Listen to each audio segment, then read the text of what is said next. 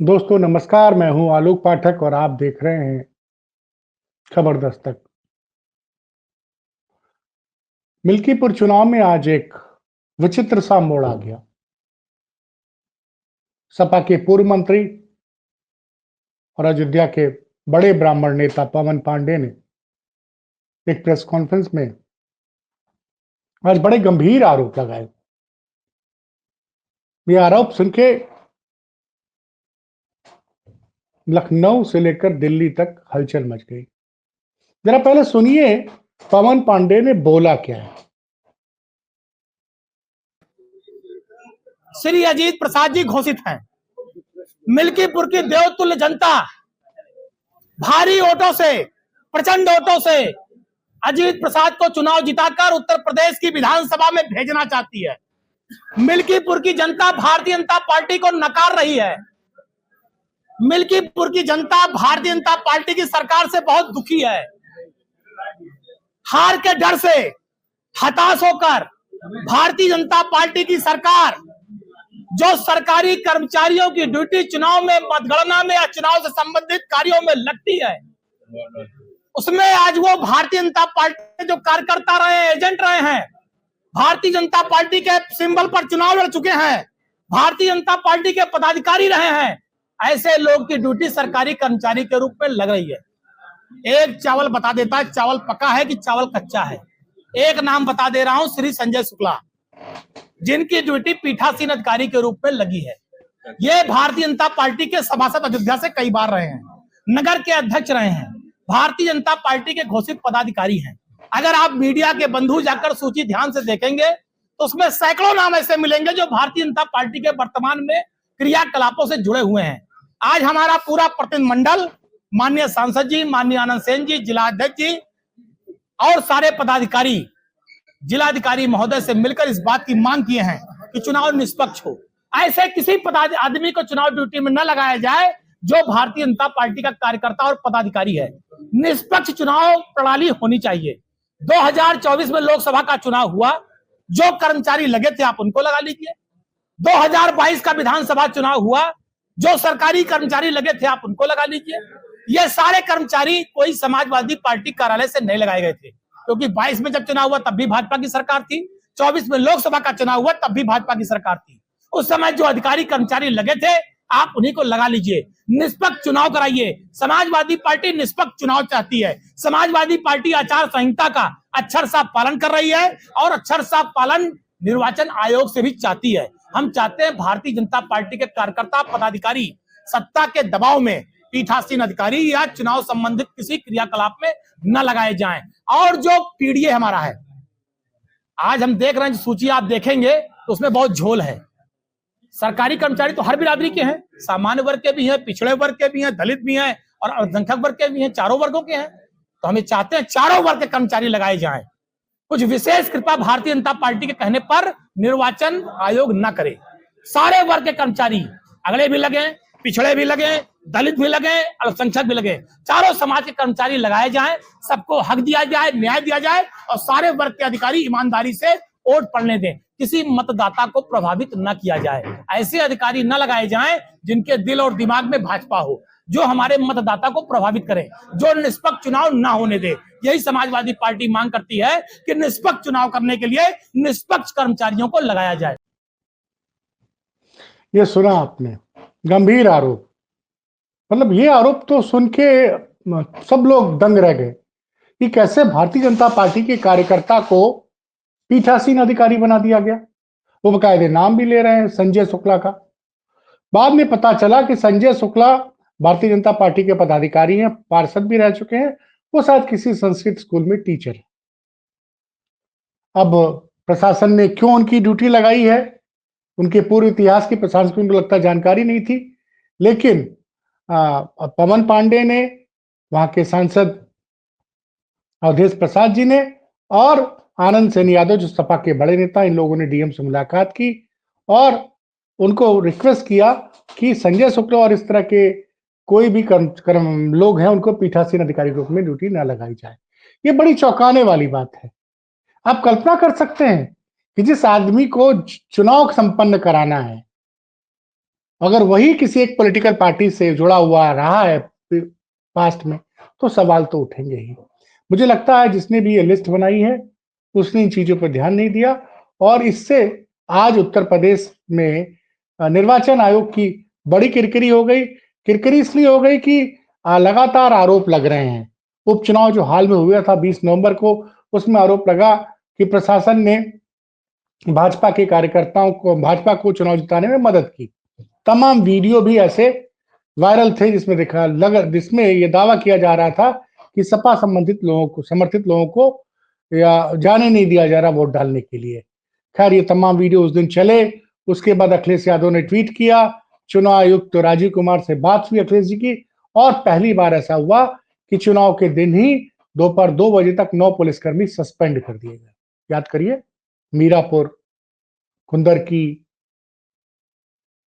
कानपुर का सीसामऊ, उसके अलावा कटहरी, तो कई जगह कंप्लेन भी थी और 9 पुलिस वाले सस्पेंड हुए थे। और अब लगातार इस आरोप के बाद तो अयोध्या प्रशासन के लिए बड़ी मुश्किलें खड़ी हो गई हैं, क्योंकि ऐसा अभी जैसे मैंने पता चल रहा है, क्योंकि शाम को प्रेस कॉन्फ्रेंस ही है, अभी तक डीएम के तरफ से कोई बयान नहीं आया है, न निर्वाचन अधिकारी की तरफ से कोई बयान आया है। लेकिन अमर उजाला अखबार ने खबर में बताया है कि संजय शुक्ला जी किसी संस्कृत स्कूल में भी टीचर है। अब ये पता नहीं है कि वो स्वाभाविक है किसी एडेड स्कूल के टीचर होंगे। अमर उजाला में खबर भी लगे।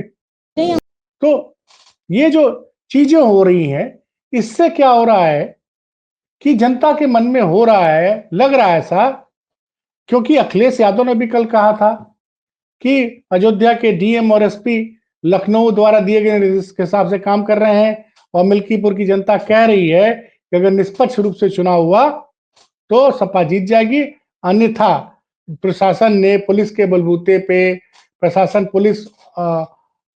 और पुलिस के बलबूते अगर भाजपा दबाव बनाएगी तो भाजपा के लिए रास्ता आसान हो जाएगा। खैर, इस पे अखिलेश यादव ने यह भी कहा कि ठीक है, आज उनकी सरकार है, आज वो ऐसा करेंगे तो कल को जो दूसरी सरकार आएगी वो भी इसी तरह के काम करेगी, तब तो भाजपा के बड़े बड़े नेता भी शायद उपचुनाव में वोट डालने के लिए घर से निकले ही ना। तो बड़ा तंज कसा था, तमाम चीजें हैं, चुनाव को लेके बड़े गंभीर आरोप लग रहे हैं। और दूसरी तरफ भाजपा का आलम यह है कि आज वहां पे पहुंची थी मुलायम सिंह यादव की बहू अपर्णा यादव, जो उत्तर प्रदेश राज्य महिला आयोग की उपाध्यक्ष हैं, और उन्होंने कुछ कहा। उन्होंने पहली बार मुलायम सिंह यादव से सवाल पूछा पत्रकारों ने कि महंत राजू दास ने मुलायम सिंह यादव पे कुछ बोला है, जरा सुनिए, उसके बाद मैं बताता हूं कि मुलायम की बहू छोटी बहू अपर्णा यादव ने इस सवाल के जवाब में क्या बोला। नहीं, हम कह सकते कि सिर्फ एक सेक्शन, और यादव तो सनातन रहा है, आज से थोड़ी ना रहा है, तो शुरुआत से रहा है सनातनी। तो मुझे लगता है कहीं ना कहीं जो है बीच में हो सकता है कुछ सेक्शन ऑफ पीपल, भाई स्वतंत्रता है हर व्यक्ति को, लोकतंत्र है ये, और कहीं ना कहीं तो वोट करेंगे ही। मेरी आप सभी पत्रकार भाइयों के, बहनों के जो चैनल्स हैं यहाँ पे, सभी से मैं अपील करती हूँ कि मिल्कीपुर की जनता प्लीज़ वोट करने ज़रूर आए, क्योंकि ये उपचुनाव है। लोगों का टर्नआउट जब हमारा अच्छा होगा, और ये नहीं सोच करके वो करेंगे कि सिर्फ ये उपचुनाव है, ये जो है एक ऐसा चुनाव है जिसे हम धर्म यज्ञ के हिसाब से देखें, तो मैं समझती हूँ कि हमारा वोट परसेंटेज भी बढ़ेगा। जी मैम, अभी राजू दास ने एक आपत्तिजनक पोस्ट की थी, उस पर क्या आपका कहना है? देखिए, मैं समझती हूँ कि ऐसी जो गलत पोस्ट है वो अपने आप को चमकाने के लिए व्यक्ति करता है। इतने बड़े आप समाज से बिलोंग करते हैं और आप ऐसी निकृष्ट बात करें, ये आपसे अपेक्षित नहीं था, और अगर आपने किया है ऐसा तो आप माफ़ी मांगिए उस चीज़ के लिए। दूसरी बात है, देखिए, सार्वजनिक जीवन में इस प्रकार की अभद्र टिप्पणी वैसे भी नहीं करनी चाहिए, किसी को भी नहीं करनी चाहिए। तो जो भी व्यक्ति जिम्मेदार है, जो भी व्यक्ति जो है एक परंपरा से आ रहा है, कहीं से बिलोंग करते हैं, उनको तो बिल्कुल नहीं करनी चाहिए थी। अब देखा, यहाँ पे अपर्णा यादव ने माना है कि राजू दास ने जो टिप्पणी की है वो गलत की है, और उनको माफी मांगनी चाहिए। ये बड़ा वक्तव्य है क्योंकि अपर्णा जो है उत्तर प्रदेश सरकार के महिला आयोग की उपाध्यक्ष है, राज्य मंत्री का दर्जा है। तो योगी सरकार में भाजपा में कम से कम एक अपर्णा यादव ने माना है कि राजू दास ने पूर्व मुख्यमंत्री मुलायम सिंह यादव, स्वर्गीय मुलायम सिंह यादव के खिलाफ गलत टिप्पणी की है। ये ठीक है कि अपर्णा यादव मुलायम सिंह यादव की बहू है, लेकिन उसके बाद भी, और वो आज की डेट में भारतीय जनता पार्टी की मेंबर है, उन्होंने खुल के बोला है कि राजू दास ने जो टिप्पणी की है वो बहुत घटिया टिप्पणी है, राजू दास को इस चीज के लिए माफी मांगनी चाहिए। तो इस बयान के बाद सरकार बैकफुट पे हो गई है। अब देखना यह है कि 2 दिन से सपा कार्यकर्ता लगातार तमाम जगह धरना प्रदर्शन कर रहे हैं, तमाम थानों में जा रहे हैं। आज तो समाजवादी पार्टी की महिला विंग की सदस्यों ने विधानसभा के सामने भी प्रदर्शन किया और मांग किया कि राजू दास के खिलाफ कार्रवाई की जाए। लेकिन घटना को, राजू दास को ट्वीट किए हुए 3 दिन होने जा रहे हैं, अब तक कोई एफआईआर नहीं दर्ज की गई है। तो ये इससे एक तो बड़ा नुकसान हो रहा है भारतीय जनता पार्टी को कि दलित और पिछड़ों को लग रहा है कि जो हम जिनको भगवान मानते हैं उनका लगातार अपमान हो रहा है। क्योंकि पहले अमित शाह ने भी अंबेडकर जी के बारे में कुछ ऐसा बोल दिया था जिससे दलित समाज बहुत नाराज था, और अब मुलायम सिंह यादव के बारे में जो विवादित ट्वीट किया है महंत राजू दास ने, उससे उत्तर प्रदेश में खासकर दलित और पिछड़ों में बड़ी नाराजगी है। और मिल्कीपुर को लेकर भाजपा इतनी घबराई हुई है कि सुनने में आ रहा है कि कल योगी जी फिर प्रचार के लिए आ रहे हैं, और अभी तक अखिलेश यादव मिल्कीपुर नहीं पहुंचे हैं और उनका मोर्चा उनकी पार्टी के मजबूत सेनापति अयोध्या के पवन पांडे ने संभाल रखा है। वैसे वो पहुंचेंगे ही। मिल्कीपुर का बैटल बड़ा दिलचस्प हो गया है। मुझे लगता है देश नहीं पूरे विदेश की भी सबकी नजरें मिल्कीपुर पे है।